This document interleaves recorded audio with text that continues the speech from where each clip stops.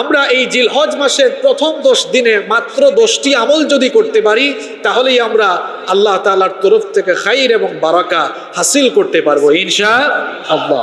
কয়টি আমল করব আমরা?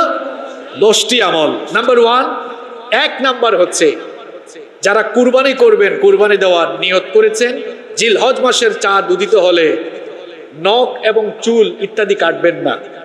ইবনে মাজায় হাদিস বর্ণিত হয়েছে, আন উম্মে সালামাতা আনিন নবী সাল্লাল্লাহু আলাইহি ওয়াসাল্লাম قال من رأى هلال ذي الحجة وأراد أن يضحي فلا يأخذن من شعره ولا من أظفاره। উম্মে সালামা রাদিয়াল্লাহু আনহা এই হাদিসটি বর্ণনা করেছেন। নবী করিম সাল্লাল্লাহু আলাইহি ওয়াসাল্লাম বলেছেন, তোমাদের মধ্যে যেই ব্যক্তি জিলহজ মাসের চাঁদ দেখবে এবং কুরবানি করার ইচ্ছে করবে, নিয়ত করবে, কুরবানি করার ইচ্ছে যারা করবে, কুরবানির নিয়ত যারা করবে, জিলহজ মাসের চাঁদ দেখার পর থেকেই যেন সে আর নখ এবং চুল ইত্যাদি না কাটে, অর্থাৎ হাত পায়ের নখ, চুল, দাড়ি এবং শরীরের অবাঞ্ছিত অংশের পশম যেন না কাটে। কুরবানিদাতা যারা রয়েছেন, এটি আপনাদের জন্য সবচাইতে গুরুত্বপূর্ণ আমল। আজকে তো জিলকদ মাসের 27 তারিখ, অর্থাৎ জিলহজ মাস শুরু হওয়ার আগেই আপনার চুল দাড়ি কাটার দরকার হলে, হাত পায়ের নখ কাটার দরকার হলে, এমনকি শরীরের অবাঞ্ছিত অংশের পশম যদি কাটার দরকার হয়, আপনি সব কিছু পরিষ্কার করে আগে থেকেই প্রস্তুতি সম্পন্ন করবেন। অর্থাৎ জিলহজ মাস যে আসতেছে, শুরু হচ্ছে, এর একটি প্রস্তুতি যেন আপনার কর্মতৎপরতার মাধ্যমেই ফুটে উঠে। আল্লাহ তাআলা আমাদেরকে তৌফিক দান করেন। যারা কুরবানি করবেন না, তারাও সওয়াবের নিয়তে এই আমলটি করতে পারেন, তারাও সওয়াব পেতে পারেন ইনশাআল্লাহ। তাহলে জিলহজ মাসের প্রথম দশকের 1 নম্বর আমল কি? জিলহজ মাসের চাঁদ উদিত হওয়ার আগেই হাত পায়ের নখ, চুল, দাড়ি এবং অবাঞ্ছিত অংশের লোম আমরা কেটে ফেলবো এবং পরিষ্কার পরিচ্ছন্ন হয়ে নেব। নাম্বার 2 নম্বর আমল হচ্ছে এই দশকে বেশি বেশি নফল রোজা রাখার চেষ্টা করা। কারণ নবী করিম সাল্লাল্লাহু আলাইহি ওয়াসাল্লাম এই দশকে 10 তারিখ ঈদুল আজহার দিন ব্যতীত প্রথম 9টি দিন, অনেক রেওয়ায়াত এসেছে যে প্রথম 9টি দিন তিনি নফল ইবাদতে কাটিয়েছেন। আমি তো আগেই বলেছি যে রমজান মাস পরে নবীজি যেই সময়টাকে ইবাদতের জন্য সবচাইতে গুরুত্বপূর্ণ সময় হিসাবে বেছে নিয়েছেন, সেটি হচ্ছে এই জিলহজের প্রথম 10 দিন। সুবহানাল্লাহ। তাহলে 2 নম্বর আমল হচ্ছে আমরা বেশি বেশি নফল রোজা রাখার চেষ্টা করব ইনশাআল্লাহ। যদি আমরা পারি একেবারে প্রথম থেকে 9 পর্যন্ত, 9ম দিন পর্যন্ত রোজা রাখবো। আল্লাহ তৌফিক দান করেন।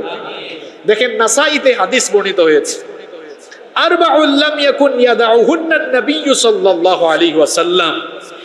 4টি আমল নবীজি কখনোই ছেড়ে দিতেন না। কয়টা আমল? এই 4টা আমল নবীজি কখনো ছাড়তেন না, এগুলো তার নিয়মিত আমল ছিল। 1 নাম্বার সিয়ামা আশুরা, আশুরার রোজা। 2 নাম্বার হচ্ছে ওয়াল আশর, ইয়ানি আশরু যিল হজ্জা, জিলহজের প্রথম 10 দিনের রোজা। এরপরে 3 নাম্বার হচ্ছে ওয়া সালাসাতা আইয়ামিন মিন কুল্লি শাহর, প্রত্যেক মাসের 3 দিন আইয়ামে বিদ, অর্থাৎ 13, 14, 15 তারিখের রোজা। আর 4 নাম্বার আমল হচ্ছে ওয়ার রাকাতাইনে ক্বাবলাল গাদা, ফজরের আগের 2 রাকাত সুন্নাত। এই 4টা আমল নবীজি কখনোই ছাড়তেন না। তার মধ্যে একটি গুরুত্বপূর্ণ আমল হচ্ছে জিলহজ মাসের প্রথম দশকের নফল সিয়াম। এজন্য আসুন এই 9টি দিন, ঈদের দিন ছাড়া বাদবাকি 9টি দিন আমরা নফল সিয়ামের মাধ্যমে কাটাই। আল্লাহ আমাদেরকে তৌফিক দান করেন। বিশেষ করে আরাফার দিনের রোজাটা আমরা যেন ছেড়ে না দেই। আরাফা দিবসের রোজা যেন আমরা ছেড়ে না দেই, কারণ আরাফা দিবসের রোজা এটি অত্যন্ত ফজিলতপূর্ণ। মুসলিম শরীফের বর্ণনায় হাদিস এসেছে, রাসূল করিম সাল্লাল্লাহু আলাইহি ওয়াসাল্লাম বলেছেন, সিয়ামু ইয়াউমি আরাফাতা আহতাসিবু আলাল্লাহি আন ইউকাফিরা সানাতাল্লাতী ক্বাবলা ওয়াস সানাতাল্লাতী বা'দা। রাসূল করিম সাল্লাল্লাহু আলাইহি ওয়াসাল্লাম বলেছেন, আরাফা দিবসের রোজার ব্যাপারে আমি ধারণা রাখি এর মাধ্যমে আল্লাহ তাআলা আমার পূর্ববর্তী এবং পরবর্তী বছরের গুনাহগুলো মাফ করে দিবেন। অর্থাৎ আরাফা দিবসের রোজা যারা রাখবে, আল্লাহ তাআলা তার বিগত বছরের এবং সামনের বছর, তাহলে কয় বছর হইল? 2 বছরের গুনাহগুলো আল্লাহ মাফ করে দিবেন। সুবহানাল্লাহ। মুহাদ্দিসিনে কেরাম বলেছেন, এখানে যে গুনাহের কথা বলা হয়েছে সেগুলো হচ্ছে সগীরা গুনাহ। অর্থাৎ যে ব্যক্তি আরাফা দিবসের রোজা ঈমান, তাকওয়া এবং সওয়াবের নিয়তে রাখবে, বিশুদ্ধ নিয়তে যারা এই আরাফা দিবসের রোজা রাখবে, আল্লাহ তাআলা তার বিগত বছরের এবং সামনের বছরের সমস্ত সগীরা গুনাহ মাফ করে দিবেন। সুবহানাল্লাহ। তবে কোন মুহাদ্দিসিনে কেরাম বলেছেন যে কেউ যদি তাওবা করে, বিশুদ্ধ নিয়তে তাওবা করে, এরপরে যদি সে এই আরাফা দিবসের রোজা রাখে, তাহলে সগীরার পাশাপাশি কবিরা গুনাহ থেকেও সে পরিত্রাণ পেতে পারে ইনশাআল্লাহ। এখন এখানে একটি প্রশ্ন রয়েছে, আমরা যে আরাফার দিবসের রোজা রাখবো সেটি কোন দিনে রাখবো? কারণ যেই দিন হাজী সাহেবরা আরাফার মাঠে উপস্থিত হন সেই দিন সৌদি আরবে জিলহজ মাসের 9 তারিখ, আর বাংলাদেশে কয় তারিখ? 8 তারিখ। তাহলে প্রশ্ন হচ্ছে আমরা আরাফার দিবসের রোজা কোন দিন রাখবো? এ ব্যাপারে আলেমদের মধ্যে দুটি মত পাওয়া যায়, ওলামায়ে কেরামদের দুটি মত পাওয়া যায়। এই দুটি মতই হচ্ছে আলেমদের ইজতেহাদ তথা গবেষণালব্ধ মতামত। এর মধ্যে একটি মত হচ্ছে ওলামায়ে কেরামদের কেউ কেউ বলেছেন যে যেই দিন হাজী সাহেবরা আরাফার মাঠে উপস্থিত হবেন ওই দিন যদি কোনো দেশে ঈদুল আজহা না থাকে তাহলে ওই দিনেই রোজা রাখতে হবে। এখানে তারিখটা ফ্যাক্ট না, বরং হাজী সাহেবরা মাঠে গিয়ে যেই দিন উপস্থিত হন ওই দিন যে দেশে যত তারিখ হবে শুধু ঈদের দিন না হলে ওই দিনেই রোজা রাখতে হবে। এটি হচ্ছে একটি মত। আর দ্বিতীয় আরেকটি মত হচ্ছে আলেমদের কেউ কেউ বলেছেন যে না, যেহেতু আরাফার দিবস এটি জিলহজ মাসের 9 তারিখের সাথে সম্পর্কিত, সুতরাং হাজী সাহেবরা যেই দিন আরাফার মাঠে উপস্থিত হবেন ওই দিন কোনো দেশে যদি জিলহজ মাসের 9 তারিখ না হয় তাহলে ওই দেশের মানুষ ওই দিন রোজা রাখবে না, অর্থাৎ তার দেশে যেদিন 9 তারিখ হবে সেই দিনই সে রোজা রাখবে। তাহলে আরাফা দিবসের রোজার ব্যাপারে কয়টা মত পাওয়া গেল?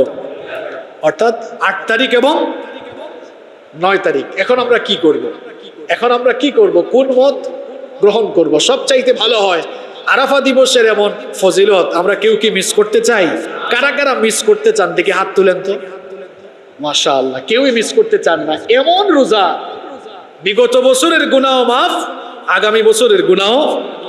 এই অফার কি মিস করা যায়? বলেন, এই অফার কি মিস করা যায়?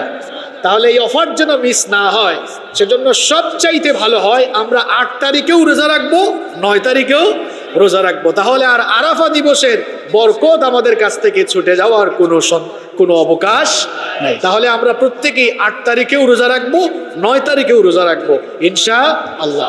আর রোজা তো একটি ভালো আমল, আল্লাহর পছন্দের আমল। রোজা হচ্ছে এমন ইবাদত, আল্লাহ তাআলা কি বলেছেন? as-সাওমু লি, রোজা আমার জন্য, ওয়া আনা আজজি বি, রোজার প্রতিদান আমি আল্লাহ আমার নিজের হাতেই বান্দাকে দিই। সুবহানাল্লাহ। আর অন্য হাদিস থেকে জেনেছি যে জিলহজ মাসের প্রথম 10 দিন আল্লাহর নবী নফল সিয়াম পালন করতেন। সেহেতু আমরা যদি একটু বেশি রোজা রাখি তাহলে এতে কোনো অসুবিধা নাই। তাহলে আমরা 8 তারিখেও রাখবো, 9 তারিখেও রাখবো ইনশাআল্লাহ। তবে যারা হজ করতে গিয়েছেন, হজ করতে যারা যাবেন তারা যেন আরাফার দিনে রোজা না রাখেন, এ ব্যাপারে নিষেধাজ্ঞা রয়েছে। কারণ ইসলাম হচ্ছে মানবিক, সায়েন্টিফিক এবং বাস্তবসম্মত একটি জীবন ব্যবস্থা। যারা হজ করতে যাবেন, আরাফার মাঠে উপস্থিত হবেন, হজ হচ্ছে আর্থিক এবং শারীরিক ইবাদতের সমন্বয়। সুতরাং তারা সেখানে যাবেন, শারীরিক কষ্ট হবে। এই জন্য ইসলাম মানবিক এবং বাস্তবিক একটি জীবন ব্যবস্থা। এজন্য তাদেরকে আরাফা দিবসের রোজা থেকে ছাড় দেওয়া হয়েছে। সুনানে আবু দাউদে হাদিস বর্ণিত হয়েছে, আন্না রাসূলুল্লাহ সাল্লাল্লাহু আলাইহি ওয়াসাল্লাম নাহা আন সাওমি ইয়াউমি আরাফাতা বিআরাফা, অর্থাৎ রাসূল করিম সাল্লাল্লাহু আলাইহি ওয়াসাল্লাম আরাফা দিবসে যে সকল হাজিরা আরাফার মাঠে উপস্থিত হবেন তাদেরকে রোজা রাখতে নিষেধ করেছেন। কারণ হজের কাজ সম্পন্ন করতে গিয়ে তারা শারীরিক কষ্টের সম্মুখীন হবে, এজন্য তাদেরকে আরাফা দিবসের রোজা থেকে ছাড় দেওয়া হয়েছে। তাহলে জিলহজ মাসের প্রথম 10 দিনের দ্বিতীয় যে করণীয় আমল রয়েছে সেটি কি? আমরা বেশি বেশি নফল রোজা রাখবো এই 9 দিন এবং তার পাশাপাশি আরাফা দিবসেরও রোজা রাখবো ইনশাআল্লাহ। জিলহজ মাসের প্রথম দশকের করণীয় 3 নম্বর আমল হচ্ছে আমরা এই দশকে বেশি বেশি আল্লাহর জিকির করব, যেটি সূরা হাজের 28 নম্বর আয়াতে এসেছে। ওয়ায়াযকুরুল, যেটি আল্লাহ তাআলা সূরা হাজের 28 নম্বর আয়াতে বলেছেন, ওয়ায়াযকুরু ইসমাল্লাহি ফীহি আইয়ামিম মা'লুমাত। আল্লাহ তাআলা বলছেন আল্লাহর প্রিয় বান্দারা সেই নির্দিষ্ট দিনসমূহে আল্লাহর জিকির করে। তাহলে হাঁটতে বসতে, চলতে ফিরতে, উঠতে বসতে আমরা বেশি বেশি আল্লাহর কি করব? জিকির করব। এখন আমাদের দেশে তো কত তালের জিকির বের হয়েছে, দেখছো তো এখন কত জিকির, এই বাবা সেই বাবা, দাঁড়িয়ে যান বসে যান, এগুলো এখন জিকির হয়ে গিয়েছে। এইসব ফাইজলামির নাম জিকির নয়। জিকির হচ্ছে সুবহানাল্লাহ, জিকির হচ্ছে সুবহানাল্লাহ, আলহামদুলিল্লাহ, লা ইলাহা ইল্লাল্লাহ। আবার আপনি জিকির করতে পারেন সুবহানাল্লাহি ওয়া বিহামদিহি সুবহানাল্লাহ আল আযীম। আল্লাহর নবী বলেছেন কালিমাতানি হাবিবাতানি ইলার রহমান খাফিফাতানি আলাল লিসান সাকিলাতানি ফিল মিজান। আল্লাহর নবী বলেছেন দুটি বাক্য আল্লাহর কাছে অতি পছন্দনীয়। এই দুটি বাক্য উচ্চারণ করা মানুষের জন্য সহজ, কিন্তু এই দুটি বাক্যের মর্যাদা এত বেশি, এগুলোকে যদি মিজানের পাল্লায় রাখা হয় মিজানের পাল্লা পর্যন্ত ভারী হয়ে যায়। সেই জিকিরগুলো কি? সুবহানাল্লাহি ওয়া বিহামদিহি সুবহানাল্লাহিল আযীম। তাহলে এই দশকে আমরা বেশি বেশি আল্লাহর কি করব? জিকির করব ইনশাআল্লাহ। নাম্বার 4, 4 নাম্বার করণীয় আমল হচ্ছে বেশি বেশি তাওবা ইস্তেগফার এবং দোয়া করব। তাওবা ইস্তেগফার কেন করব? কারণ আল্লাহ তাআলার ক্ষমা লাভের যোগ্য বানাতে হলে নিজেকে আগে তাওবা করে সংশোধনের পথে নিয়ে আসতে হবে। এজন্য আমরা বেশি বেশি তাওবা ইস্তেগফার এবং দোয়া করব ইনশাআল্লাহ। নাম্বার 5, এই দশকের 5 নাম্বার করণীয় আমল হচ্ছে নিয়মিত যে আমলগুলো রয়েছে নিয়মিত আমলগুলো যত্ন সহকারে পালন করা, আদায় করা। নিয়মিত আমলগুলো কি? যেমন নামাজ, এটি কি সাপ্তাহিক ইবাদত নাকি দৈনিক ইবাদত? কারো কারোর জন্য সাপ্তাহিক, যারা সপ্তাহে একদিন আসে। সপ্তাহে যারা একদিন মসজিদে আসে তারা এক সপ্তাহে 35 ওয়াক্তের মধ্যে একবার আল্লাহকে খুশি করে আর 34 বার তারা শয়তানকে খুশি করে। নামাজ এটা কি সাপ্তাহিক ইবাদত না দৈনিক ইবাদত? 5 নাম্বার করণীয় আমল হচ্ছে নামাজ তো সবসময় আদায় করব। এই দশকের যেহেতু আলাদা ফজিলত রয়েছে সেহেতু আরো গুরুত্ব সহকারে এই দশকে নামাজগুলো যেন তাকবীরে উলার সাথে আমরা আদায় করতে পারি। আল্লাহ তৌফিক দান করেন। পাশাপাশি নফল ইবাদত, নফল সালাত, নফল সিয়াম, কোরআন তেলাওয়াত, দান সদকা, এ সকল ভালো ভালো আমল আমরা বেশি বেশি করার চেষ্টা করব ইনশাআল্লাহ। এই দশকের 6 নম্বর করণীয় আমল হচ্ছে বেশি বেশি তাহলিল, তাকবীর এবং তাহমিদ আমরা পাঠ করব। কারণ নবীজি বলেছেন ফাআকসিরু ফীহিন্না মিনাত তাহলিলি ওয়াত তাকবীরি ওয়াত তাহমিদ। এই দশকে এই 10 দিন তোমরা বেশি বেশি তাকবীর, তাহমিদ এবং তাহলিল পাঠ করো। তাহলিল কি?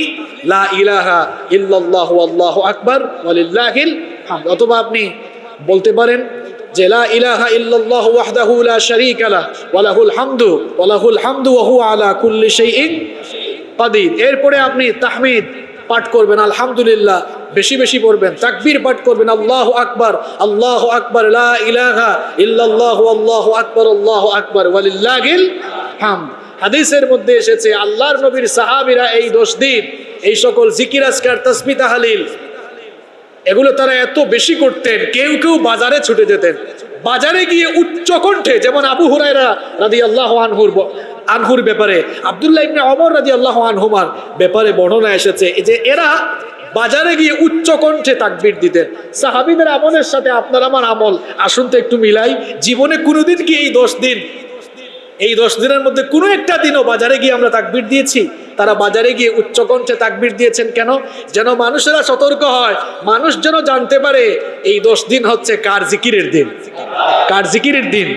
এই আমলগুলো আমরাও করার চেষ্টা করবো ইনশাআল্লাহ। এই দশকের 7 নম্বর করণীয় আমল হচ্ছে যাদেরকে আল্লাহ তাআলা তৌফিক দিয়েছেন তারা হজ এবং উমরা সম্পন্ন করবেন। যেহেতু বৈশ্বিক সংকট, মহামারীর কারণে আমাদের দেশ থেকে এবং পৃথিবীর বিভিন্ন দেশ থেকে হাজী সাহেবরা হজে যেতে পারেন নাই, এই আমলটি আমাদের জন্য এবছর না হলেও এটিও এই দশকের একটি গুরুত্বপূর্ণ করণীয় আমল। নাম্বার 8 নাম্বার হচ্ছে তাকবীরে তাশরিক দেওয়া।